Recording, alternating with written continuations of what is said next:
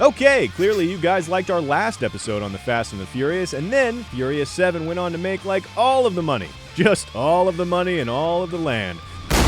So, sit down, load it in, gear it up, lock it down, and strap it on, I guess. Strap it on. Here are 7 more things you didn't know about the Fast and the Furious movies.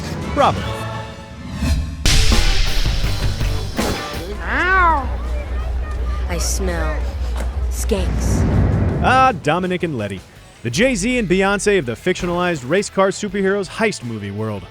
But most people don't know that this on-screen power couple almost never happened. The love story between Vin Diesel and Michelle Rodriguez's characters was not in the script for the first film. In fact, it was something that the director and actors came up with pretty much on a whim during the first week of shooting. But it worked out as a great excuse for Vin Diesel to get to do this.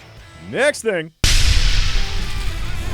See that Samoan security guard right there? He has a name that I'm not even going to try to pronounce. But much more importantly, here's a thing you probably didn't know.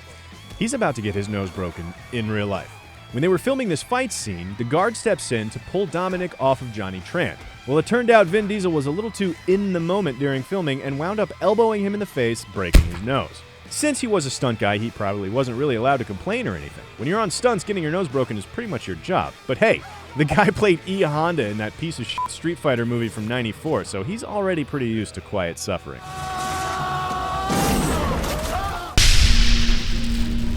Let's move on to a thing about the character Pinky from Tokyo Drift and his expensive fingers. I know that may have sounded like I meant something else, like a sex thing. But for the first time ever on this show, I didn't mean anything untoward. After all, we're 3 things in and I haven't even mentioned Tasty Hoots. Anyway, Pinky's fingers. For this shot, where we can see very clearly why the character is nicknamed Pinky, they cut off actor Koji Kataoka's fingers digitally. Problem was, they couldn't have someone on screen who was missing limbs for the Japanese release of the film. It's a cultural thing, wouldn't go over well and people would protest. So they actually had to digitally put his fingers back on for the Japanese release of Tokyo Drift, which I'm guessing cost a lot more than any finger job I've ever done. Or had done, for that matter. Justin Lin has directed more movies from the Fast and Furious franchise than any other director, but have you ever noticed that he has a signature way of how he likes cars to land after a crash?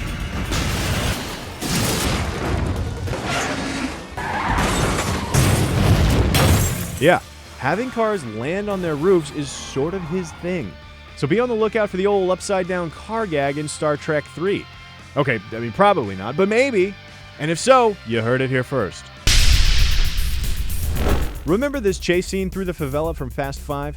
Well, you may not have known that even though it was scheduled to be shot over a week and a half, the filmmakers managed to cram the whole shoot into just 3 days. And that was with losing an hour or 2 each day due to rain. Justin Lin basically just went back to his indie filmmaking methods and managed to get everything done ahead of schedule. But there was at least one casualty of the shoot. Jordana Brewster cut her hand on one of the tin roofs in the favela. You can actually see her hand is bandaged in this shot. The team wanted to take her to the hospital for the cut, but she refused, so they finished the shoot. Meanwhile, Vin Diesel faints at the sight of blood instantly, so he actually did have to go to the hospital. I may have made that last thing up, but I wish it was true. Moving on.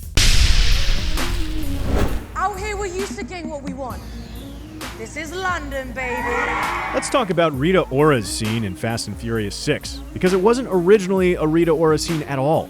She wasn't even in the film until they put her in using movie magic. They'd shot the whole thing as it was scripted, but quite some time later, Vin Diesel met Rita Ora.